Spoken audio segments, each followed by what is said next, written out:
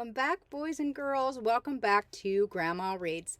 We're reading our last chapter in the Little House Christmas Stories book. A Merry Christmas. When Laura woke up in the morning, she dressed quickly and hurried downstairs to help Ma get breakfast. But Mrs. Boast was already there, helping Ma. The room was warm from the glowing stove and the table was set. Merry Christmas, Ma and Mrs. Boast said together. Merry Christmas, Laura answered. Laura stared at the table. At each place there were packages. Some were small and some were large. Some were wrapped in colored tissue paper and others were wrapped in plain brown paper tied with colored string. We didn't hang up stockings last night, said Ma, so this is our Christmas breakfast table. Laura went back upstairs. She told Mary and Carrie about the table with all the presents on it. Ma knew where we hid all the presents, but hers, Laura said. But there isn't anything for Mr. and Mrs. Boast, Mary cried. Ma will fix it, Laura said. How can she? Mary asked. We didn't know they were coming. Ma can fix anything, said Laura. Laura took Ma's present from its hiding place. She held it behind her back as they all went downstairs. Quickly she put the present on Ma's plate. Laura saw that there was a little package on Mrs. Boast's plate and another on Mr. Boast's plate. Merry Christmas, Merry Christmas, Grace shouted. She wiggled out of Mary's arms and ran about shouting. Pa picked up Grace and tossed her in the air, just as he used to do to Laura when Laura was a little girl. Grace screamed with laughter. Then they all sat down to open their presents and eat their breakfast. Mrs. Boast opened her present first, because she was company. Inside she found a handkerchief trimmed with lace. Laura saw that it was Ma's best Sunday handkerchief. Mrs. Boast was so surprised that there was a gift for her. She smiled happily and thanked them all. Mr. Boast went next. His present was wristlets. They were knitted in stripes of red and gray. Laura knew that the wristlets had been for Pa, but Ma could knit some more after Christmas.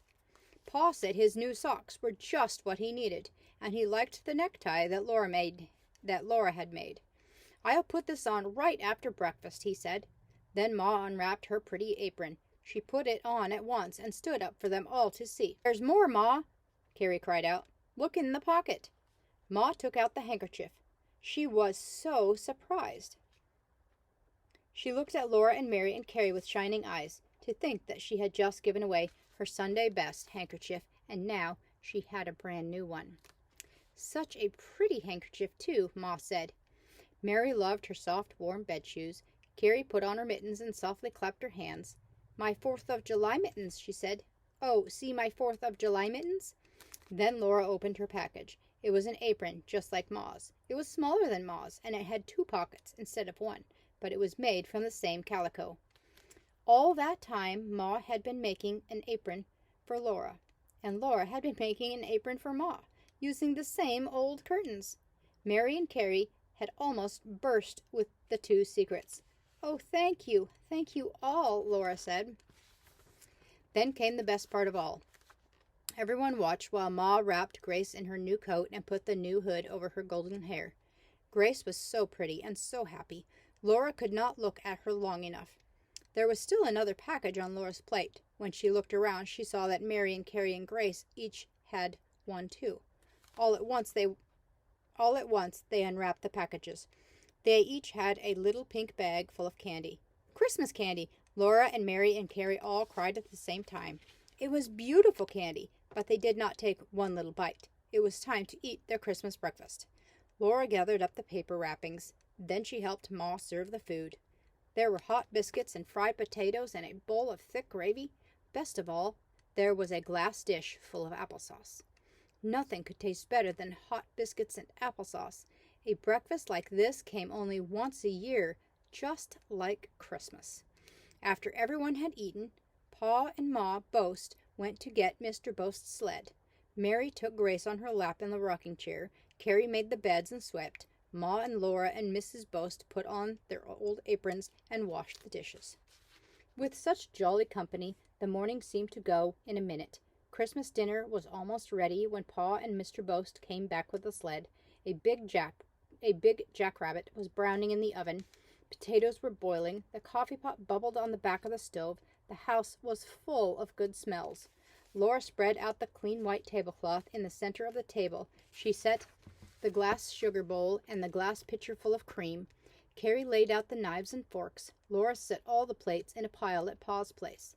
Quickly, Laura and Ma took off their work aprons and tied on their Christmas aprons.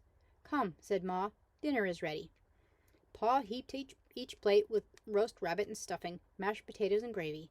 They all took big second helpings. Then Pa and Mr. Boast took big third helpings.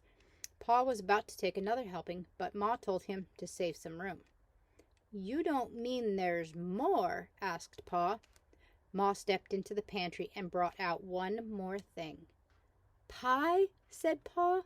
Slowly they each ate a piece of delicious apple pie.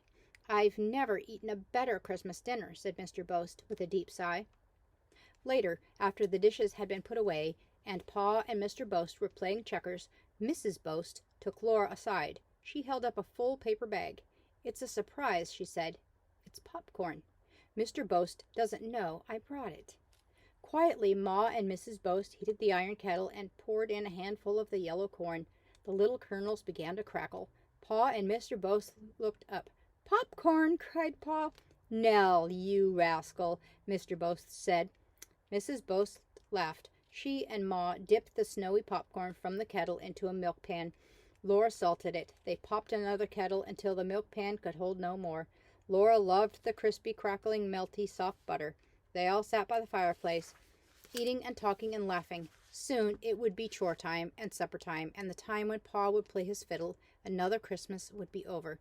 Laura looked all around at all the happy, smiling faces. Every Christmas is better than the Christmas before, she thought. It must be because I'm growing up. And that is the end of our little house Christmas stories. I hope that you enjoyed this book, and stay tuned because I think we're going to have some more chapter books.